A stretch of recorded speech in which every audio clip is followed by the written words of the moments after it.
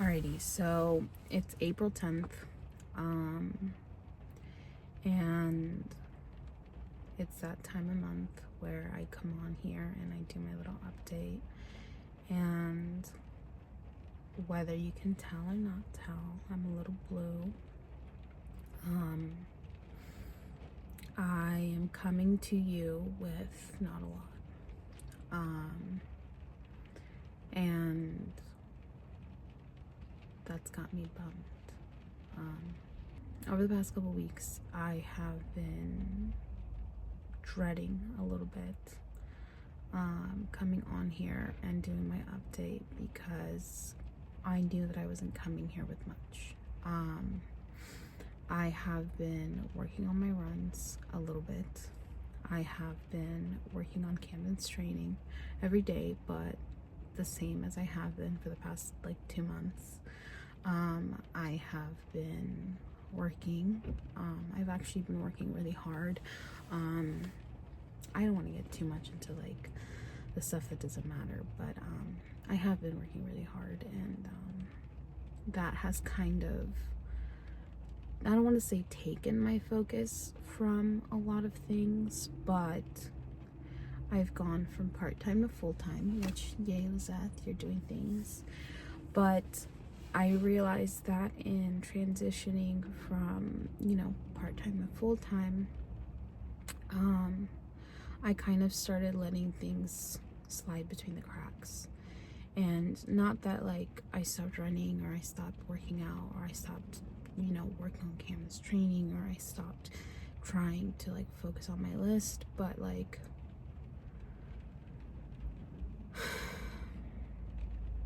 I noticed that I'm not as motivated as I was when I started this, and it has me really low right now, today.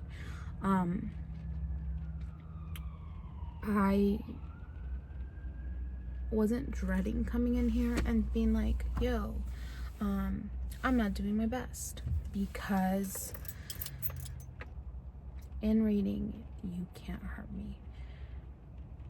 I don't want to be the person that's like, I read a self-help book, now I'm cured, because no. But reading David Goggins' story, and I'm not going to shove the book down your throat if you haven't read it, I highly recommend it. It was actually a phenomenal book. It was very inspirational. This video is going to be essentially based around that book. If you have no interest in that book, or if you don't care about watching this video, sorry, don't watch it. But I didn't do this month what I wish I could have done and come back here and been like, this is what I did, check it out, So all I really did this month that I am proud of, that I can sit here and like talk about, was this book. And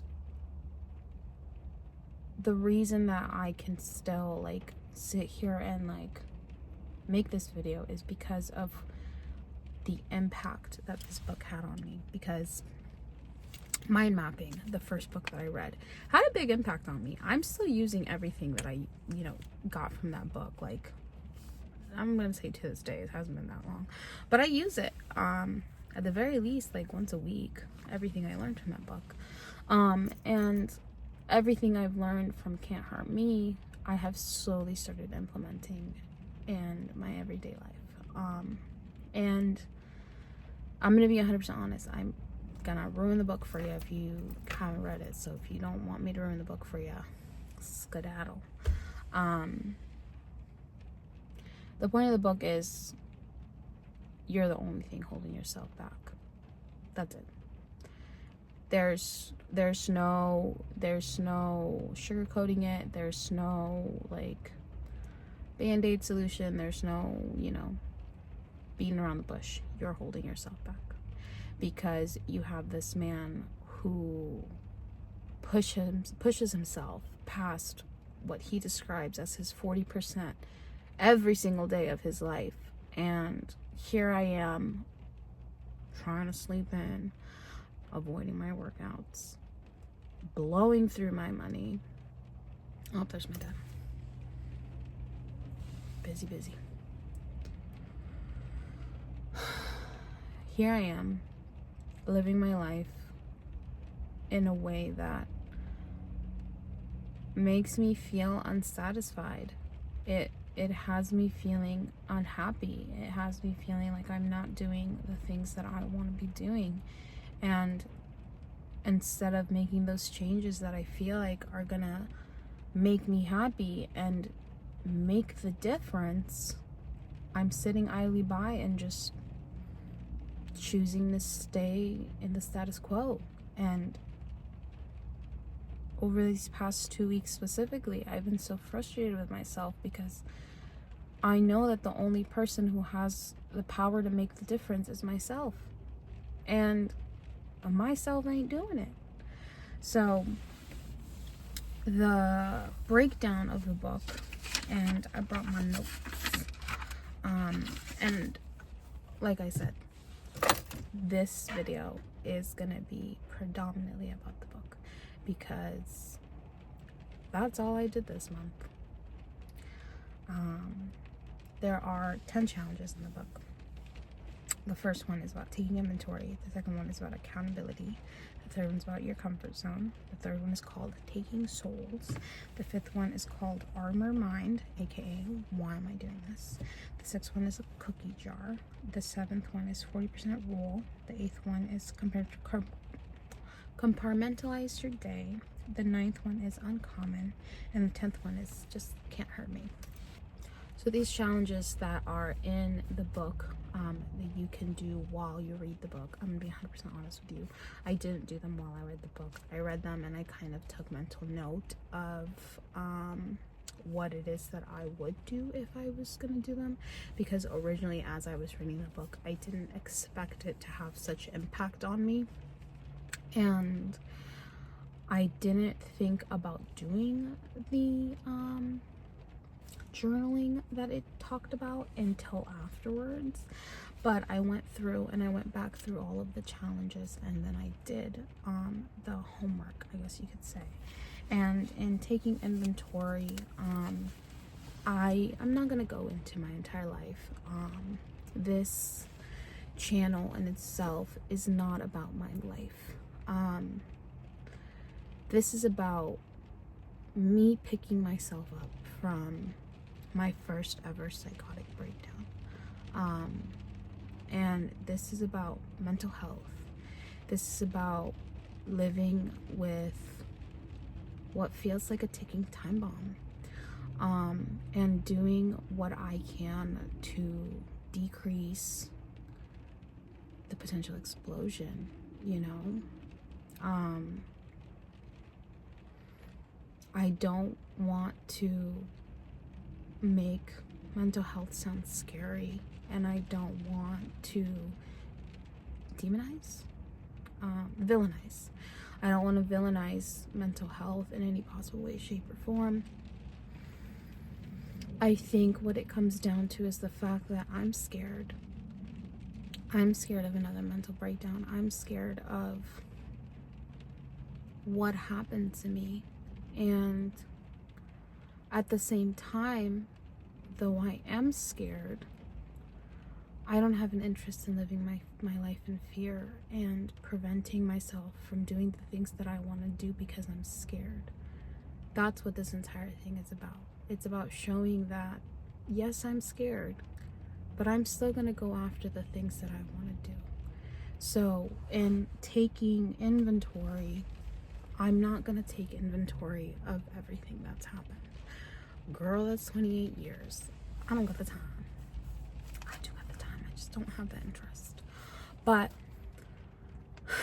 I kind of incorporated that into my trauma therapy homework, and I realized that I'm already doing that. I'm taking inventory of everything that happened before my breakdown, during my breakdown, after my breakdown. And I kind of like clicked. And I was like, well, I haven't really been doing that this month. And the way that I can incorporate this thing that I want to do now with everything that I've learned from this book and this thing that I'm supposed to be doing, boom, they're now puzzle pieced together. So yeah, I haven't really been doing my trauma therapy homework. The last time that I did it, it left me a little shooketh. And yeah, but I'm gonna work on it, I promise. And accountability, which this might take a minute, so I hope you have the time. I'm gonna talk about the list because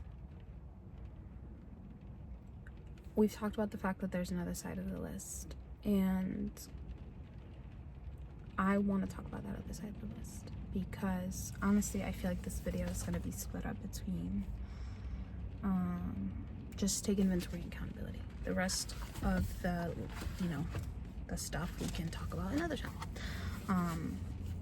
I want to talk about accountability because honestly that's the part of this entire book that stuck out to me the most, and the part of the book that has been my biggest takeaway. And I wanted to talk about the other part of the list, so let's talk about it. The other part of the list, as mentioned before, was, as I referred to it, I don't know if I referred to it on here, but I referred to it just in private as the big girl part of the list.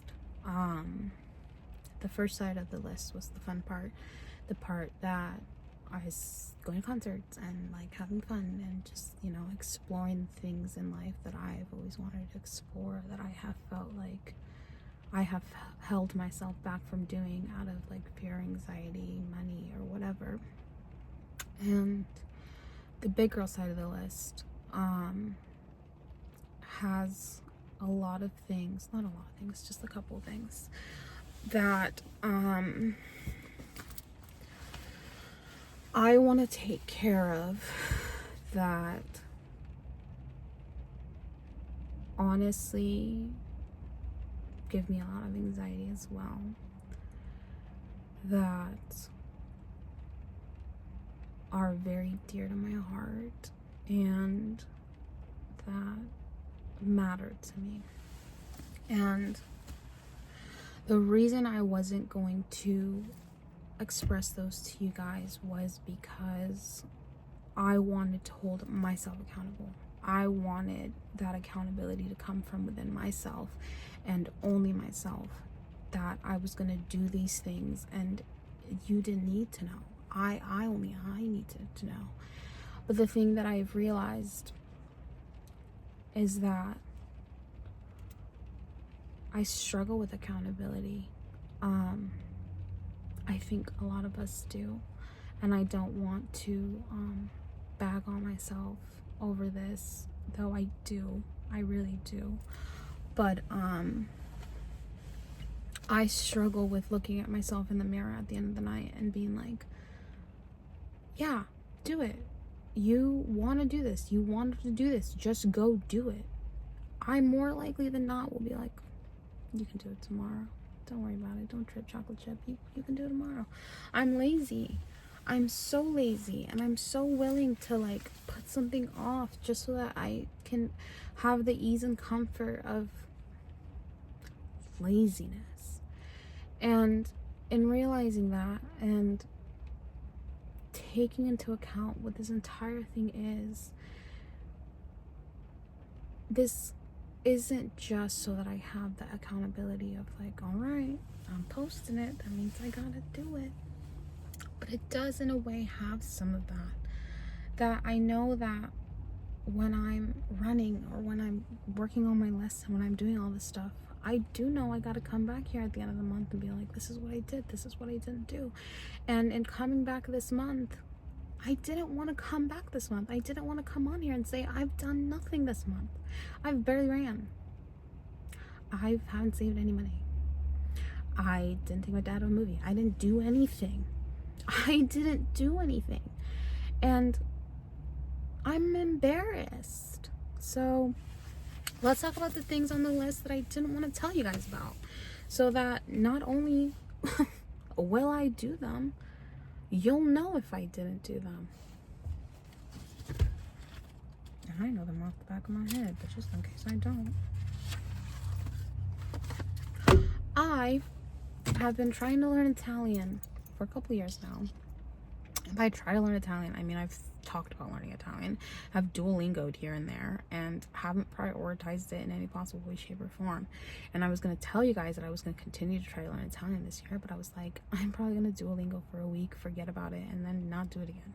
So I wrote it on my list, didn't tell you about it, and now I'm telling you about it, because I don't think I'm going to be fluent in Italian by the end of the year. But you know what?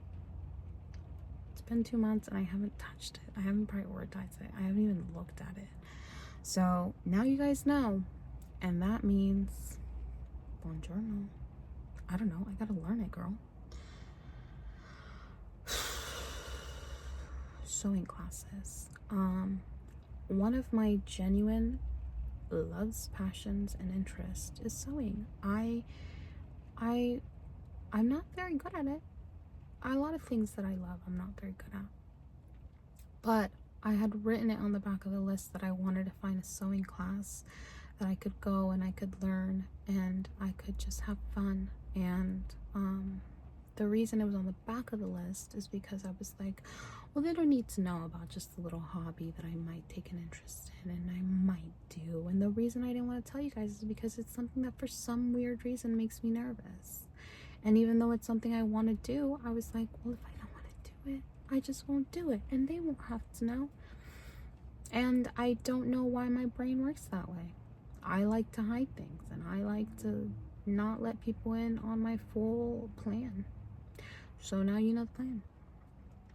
I got to get new tires. And that one was just all the fact that I'm stingy with my money. And I don't want to get new tires because that sounds like a lot of money.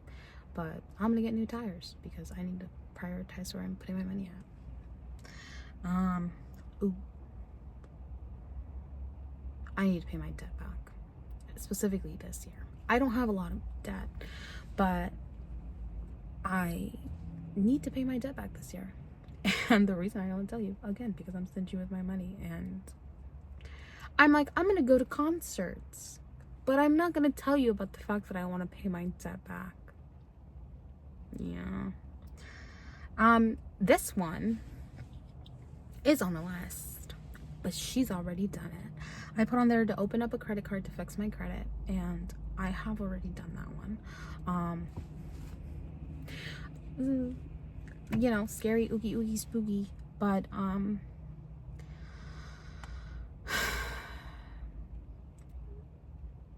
when you have a breakdown and all of your bills go into the crapper because you don't pay them because you're a little not so in the head, and then you come out of it and you're in a very dark place, and the last thing you're thinking about is getting a job and paying your bills back, and then eventually you come out of it and you're focusing on rebuilding your personality and your mentality and just your overall health. Sometimes the last things you think about are your bills, and sometimes those go into debt collection, and sometimes that ruins your credit, babe. But 99% of that time, you gotta get back up and fix it. Rephrase, 100% of that time, you gotta get back up and fix it. There's no other option. So, last but not least, and it's gonna take a minute for us to talk about this one, because I have the time. My letters. And you don't know what that means, girl, but I'll tell you.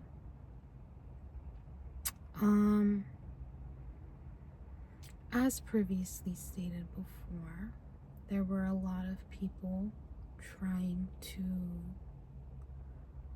help during my breakdown. There were a lot of health professionals, the cops, my friends, and like just strangers and people in general.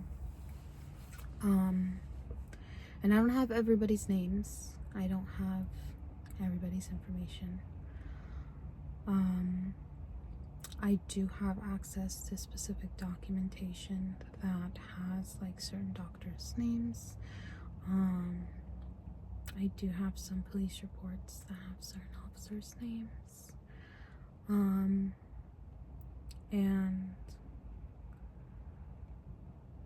what I want to do is send out letters to say thank you to all of the people that I can for trying to help me during my breakdown. And the reason that this might take a minute, I mean, I guess that kind of like explains everything, is because I want to explain what accountability means to me. Because in coming out of this breakdown, I felt a lot of things: shame, guilt, embarrassment, sadness, heartbreak, just a lot of emotions.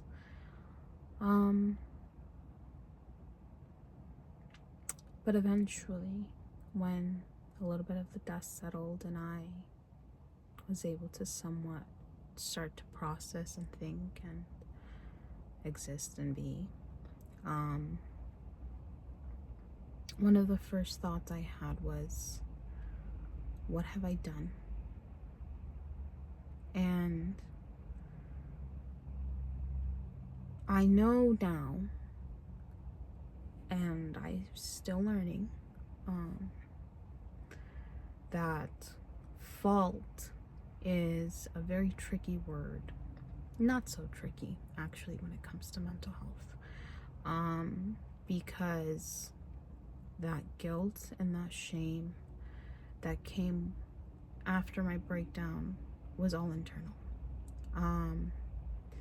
It was all coming from myself. It was coming from inside the house, babe. I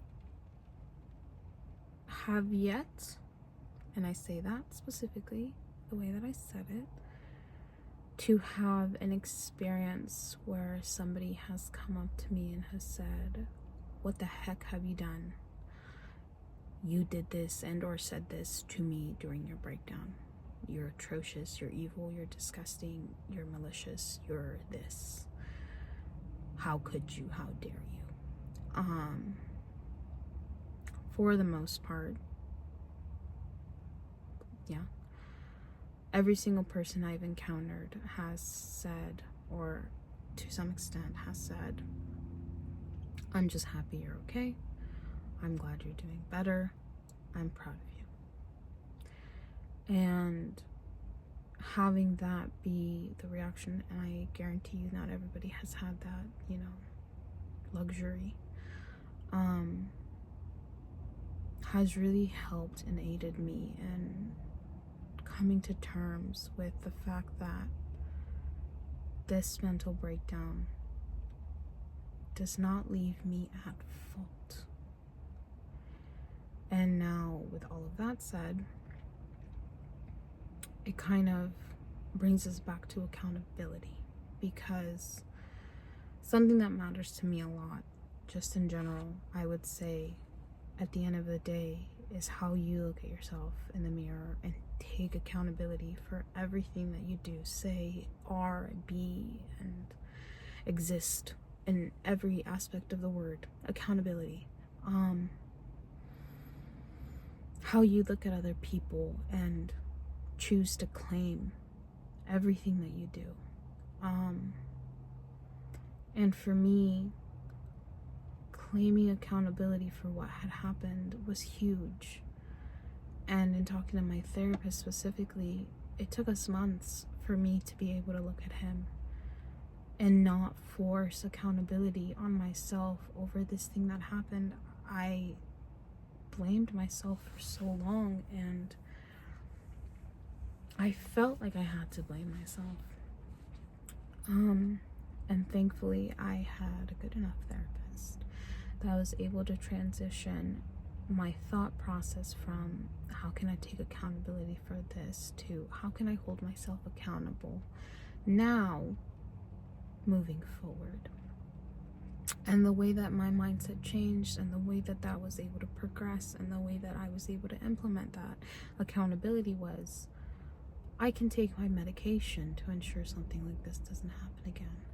I can work out and journal and go to therapy and try to be healthy so that I hold myself accountable, so that my health is to the best of its ability, so that I'm not putting myself or my others, peers, I guess, at risk for me losing my shenanigans.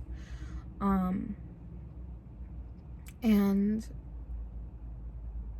that's where accountability plays in to this specifically.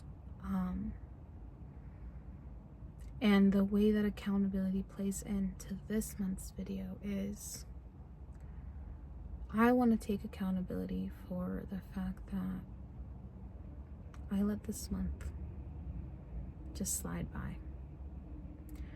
I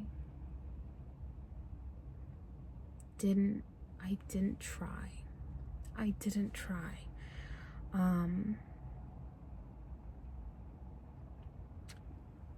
have tried harder, and that's it. That's the end of the month. I could have tried harder.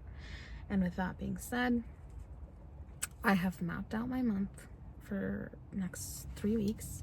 I have made out my schedule. I have written out the days that I can run. I'm gonna start hopefully making a running schedule so that I can start like working towards my miles. I'm gonna be 100% honest with you. My miles is something that trips me out a little bit, just because like I'm really scared of it for some reason, but it's gotta take the veil off and go for it, babe.